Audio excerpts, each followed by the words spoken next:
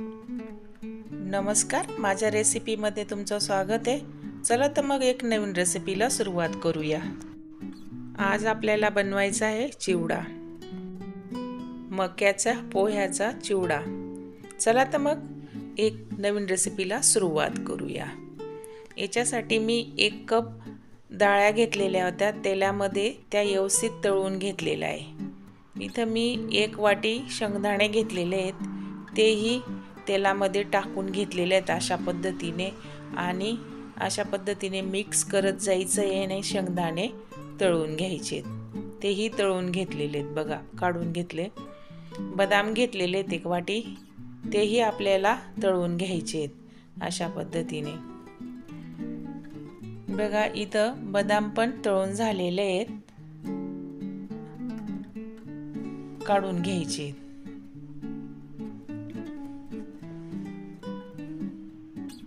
अशा पद्धतीने इथं मी कढईमध्ये काढून घेतलेले आहेत बदाम। काजू घेतलेले 1 वाटी, तेही तळून घ्यायचे आहेत, टाकून घेतलेले आहेत कढईमध्ये। अशा पद्धतीने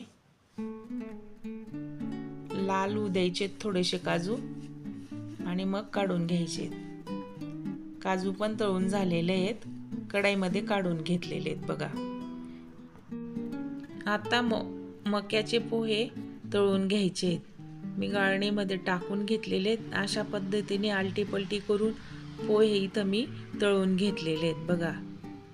आता या कढईमध्ये काढून घ्यायचे, ताटात काढून घेतले आहेत। अशाच पद्धतीने सर्व पोहे आपल्याला तळून घ्यायचं आहे। पटकन तळलं जातं आणि तेलही राहत नाही अशा पद्धतीने पोहे तळलं तर बघा।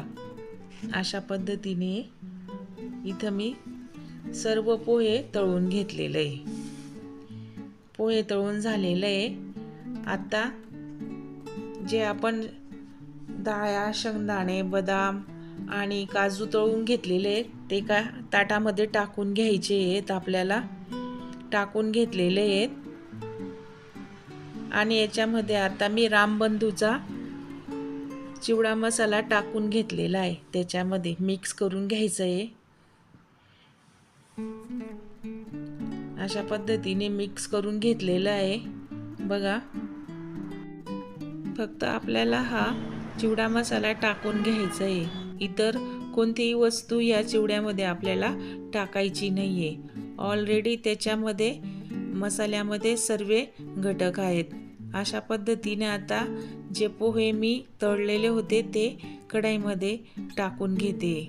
अशा पद्धतीने टाकून घेतलेले आहेत, त्याच्यामध्ये चिवडा मसाला टाकून घेते बघा। अशा पद्धतीने टाकून घेतलेला आहे मी इथं मसाला।